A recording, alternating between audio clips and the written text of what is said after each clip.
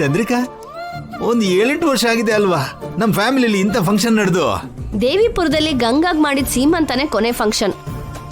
ಆಮೇಲೆ ಗಂಗಂಗೆ ವರ್ಷಕ್ಕೊಂದ್ಸಲ ಪಿಂಡ ಇಡ್ತಿದೀವಲ್ವಾ, ಅದು ಕೂಡ ಫಂಕ್ಷನ್ನೇ. ಗಂಗಾ ಬದುಕಿದ್ದಾಳೆ ಅಲ್ವಾ, ಇವಾಗ ಅದೆಲ್ಲ ಯಾಕೆ? ಬಾಬಾ ಈ ಸಂಭ್ರಮನ ನೋಡು, ಅಂಬರಕ್ಕೆ ತಾಗೋ ತರ ಜೈ ಏರ್ಪಾಡು ಮಾಡಿಸಿದಾನೆ.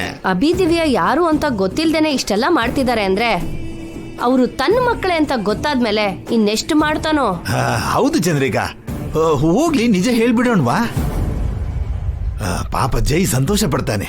ಅಳಿಯನ ಕಣ್ಣಲ್ಲಿ ಆನಂದ ನೋಡ್ಬೇಕು ಅಂತ ಆಸೆ ಆಗ್ತಿದೆ ಚಂದ್ರಿಕಾ. ಹಾಗಿದ್ರೆ ಹೋಗಿ ಹೇಳಿ, ಆಮೇಲೆ ನಿಮ್ ಮಗಳ ಕಣ್ಣಲ್ಲಿ ಜೀವನ ಪೂರ್ತಿ ಕಣ್ಣೀರ್ ನೋಡ್ಬಹುದು. ಅದಲ್ಲ ಚಂದ್ರಿಕಾ. ನಿಲ್ಲಿಸ್ತೀರಾ? ಜೈ ನಮ್ ಸ್ವಪ್ನನ ಮದ್ವೆ ಮಾಡ್ಕೊಳ್ಳಿಲ್ಲ ಅಂತ ನಾವ್ ಇಷ್ಟು ವರ್ಷದಿಂದ ಅಳ್ತಾನೆ ಇದೀವಿ. ಸ್ವಪ್ನ ಈ ಮನೆ ಸೊಸೆ ಆಗಿದ್ರೆ ನಾವ್ ಎಷ್ಟು ಸಂತೋಷವಾಗಿರ್ತಿದ್ವಿ. ನಿಜಾನೇ ಅಂದ್ಕೋ. ನಮಗಿಲ್ದಿರೋ ಸಂತೋಷ ಇವ್ರಿಗೆ ಮಾತ್ರ ಯಾಕೆ? ನಾವು ಪಟ್ಟ ನೋವನ್ನ ಇವರು ಕೂಡ ಅನುಭವಿಸ್ಬೇಕು. ಗಂಗಾ ಕಾಣಿಸೋವರೆಗೂ ಬಿಕ್ಕಿ ಬಿಕ್ಕಿ ಅಳಬೇಕು. ಅದಕ್ಕೆ ಆ ನಿತ್ಯಾಗೆ ನಾವು ಸಹಾಯ ಮಾಡ್ತಿದೀವಿ. ಅವಳು ಹೇಳಿದ ಎಲ್ಲ ಕೆಟ್ಟ ಕೆಲ್ಸನೂ ಮಾಡ್ತಿದೀವಿ. ಯಾವತ್ತೋ ಒಂದಿನ ಎಲ್ಲ ಅನುಕೂಲ ಮಾಡಿ ಆ ನಿತ್ಯ ಗಂಗಾ ಇಬ್ರ ಕತೆನೂ ಮುಗ್ದೋಗಿ ನಮ್ಮ ಸ್ವಪ್ನ ಜೈಗೆ ಹೆಂಡತಿ ಆಗ್ತಾಳೆ.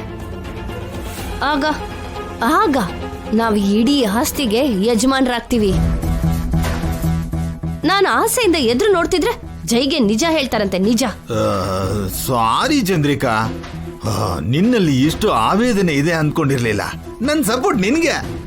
ನೀವು ನನಗೆ ಸಪೋರ್ಟ್ ಮಾಡಿದ್ರು ಮಾಡ್ಲಿಲ್ಲ ಅಂದ್ರು ಸ್ವಪ್ನನ ಈ ಮನೆ ಸೊಸೆ ಮಾಡೇ ಮಾಡ್ತೀನಿ. ಹಾಗಂತ ನನ್ನ ಅವಾಯ್ಡ್ ಮಾಡ್ಬೇಡ ಚಂದ್ರಿಕಾ.